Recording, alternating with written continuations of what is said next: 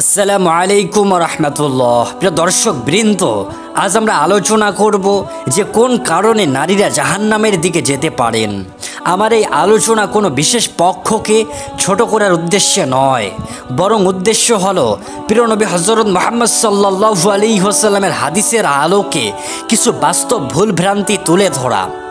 আজকের সমাজে আমাদের মা বোনদের মধ্যে অনেকেই আছেন যারা দারিদ্র্য সহ্য করেও সৎ ও ধর্মভীরু জীবনযাপন করেন।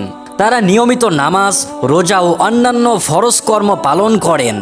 এমন মহিয়সী নারীদের জন্য কুরআনে বিভিন্ন পুরস্কারের কথা ঘোষণা করেছে। উদাহরণস্বরূপ হযরত মারিয়ম আলাইহিসসালামকে কুরআনে বিশেষভাবে সম্মান জানানো হয়েছে। পুরো একটি সূরা নাজিল হয়েছে তার জন্য। কিন্তু কিছু ভুল ভ্রান্তির কারণে নবী করিম সাল্লাল্লাহু আলাইহি ওয়াসাল্লাম ইরশাদ করেছেন যে 99 জন নারীর মধ্যে একমাত্র একজনই জান্নাতে যাবে এবং বাকি সমস্ত নারীরা জাহান্নামে যাবে। এই বর্ণনাটি এসেছে উসামা ইবনে জাহিদ রাদিয়াল্লাহু তাআলা আনহু থেকে।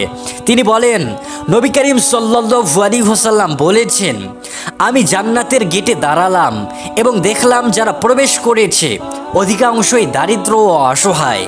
ধনী বা প্রভাবশালী মানুষের প্রবেশ আটকে রাখা হয়েছে। তবে যারা জাহান্নামের জন্য নির্ধারিত তাদের অবস্থার কথা আলাদা। এই হাদিসটি নারীদের মধ্যে কিছু উদ্বেগ সৃষ্টি করে। স্বাভাবিকভাবেই প্রশ্ন ওঠে, নারীরা এত বেশি পরিমাণে কেন জাহান্নামে যেতে পারেন? জীবিত থাকাকালীন একজন নারী নবীর কাছে এই প্রশ্ন করেছিলেন। মুসলিম শরীফে বর্ণিত আব্দুল্লাহ রাদিয়াল্লাহু তাআলা আনহু বলেন, নবী করিম সাল্লাল্লাহু আলাইহি ওয়াসাল্লাম বলেছেন, নারীরা তোমরা দান ও সৎ কাজ বেশি করো এবং আল্লাহর কাছে ক্ষমা প্রার্থনা করো, কারণ আমি জাহান্নামে তোমাদের অধিক হার দেখেছি।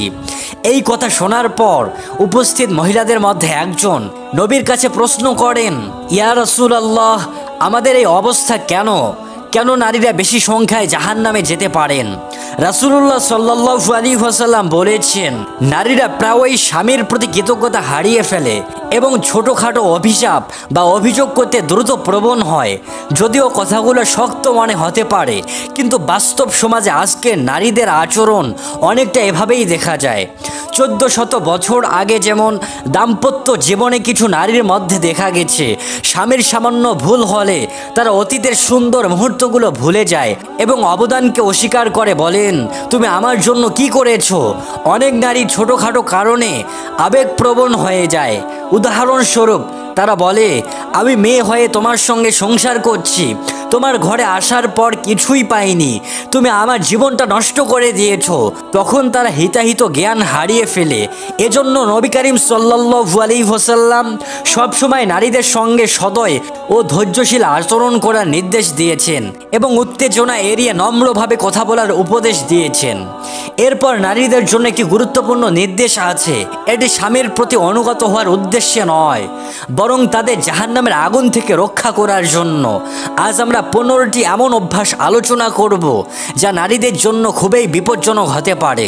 যেমন একটি ভুল হলো ফজরের নামাজ অনেক নারী ঠিকমতো পালন করেন না। এমনকি ধর্মপ্রাণ নারীরাও প্রায়ই ফজরের নামাজ কাজা করে ফেলেন। আরেকটি বড় ভুল হলো অনেক নারী জাকাত দেওয়ার ব্যাপারে উদাসীন। দেখা গেছে কেউ আলমারি ভর্তি সোনার গহনা রাখে, কিন্তু জাকাত দিতে বললে বলে, আমার কাছে নগদ টাকা নেই।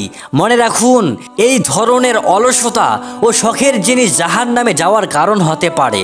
তাই প্রয়োজনে গহনা বিক্রি করে হলেও জাকাত দেওয়া উচিত। এছাড়া যাদের উপর জাকাত ফরজ হয় তাদের জন্য কুরবানিও গুরুত্বপূর্ণ। কিন্তু আমরা প্রায়ই এমন নারীদের দেখি না যারা নিজের সম্পদ থাকা সত্ত্বেও এটি করে থাকেন। অনেক নারীর একটি অভ্যাস হলো কুরবানি করার সময় নিজের অর্থ ব্যবহার না করে শুধুমাত্র স্বামীর উপর নির্ভর করা। প্রকৃতপক্ষে কোরবানি নারীদের জন্য নিজস্বভাবে ফরজ।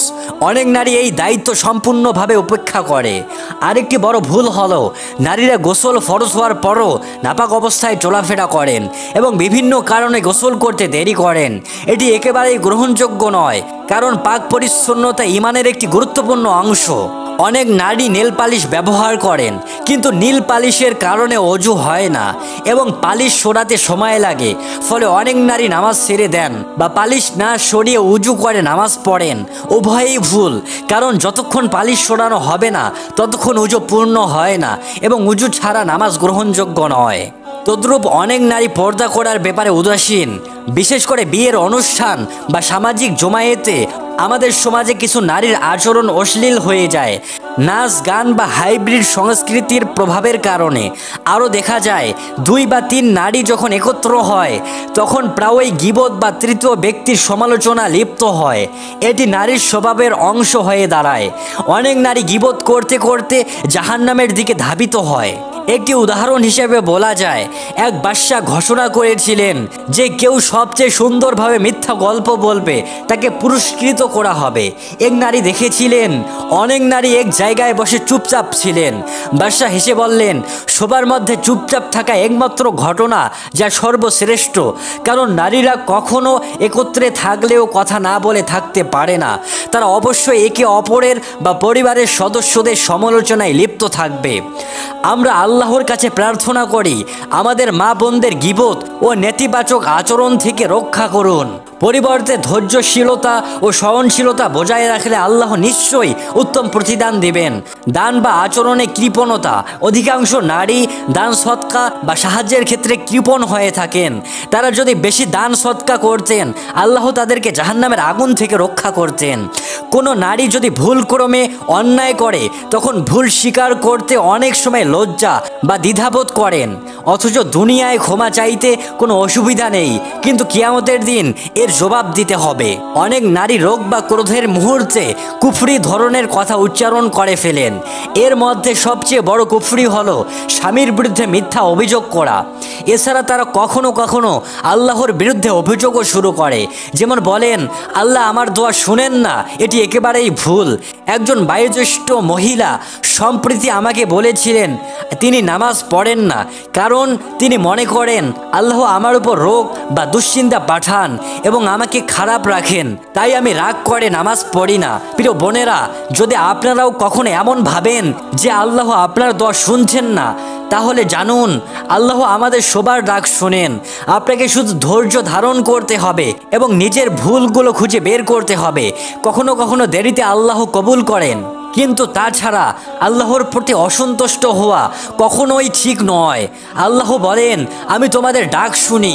কারো প্রার্থনা সঙ্গে সঙ্গে কবুল হয়, কারোটা পরে।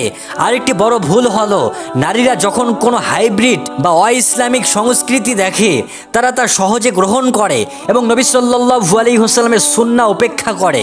সাথে একটি ছোট উদাহরণ, অনেক নারী স্বামীর উপার্জনের ধরন নিয়ে চিন্তিত থাকেন। স্বামী কি চুরি করেছে, হালাল উপার্জন করছে নাকি হারাম উপার্জন করছে, এসব নিয়ে তাদের মন স্থির থাকে না। প্রিয় মা ও বোনেরা, আজকের এই ভিডিওটি অত্যন্ত গুরুত্বপূর্ণ। আজকে যা আলোচনা করা হলো সেই বিষয়গুলো আপনাদের জন্য অত্যন্ত জরুরি। আপনারা বিশেষ করে এই বিষয়গুলো মাথায় রাখবেন আর বেশি বেশি আল্লাহ তাআলার ইবাদত করবেন, বেশি বেশি দোয়া করবেন।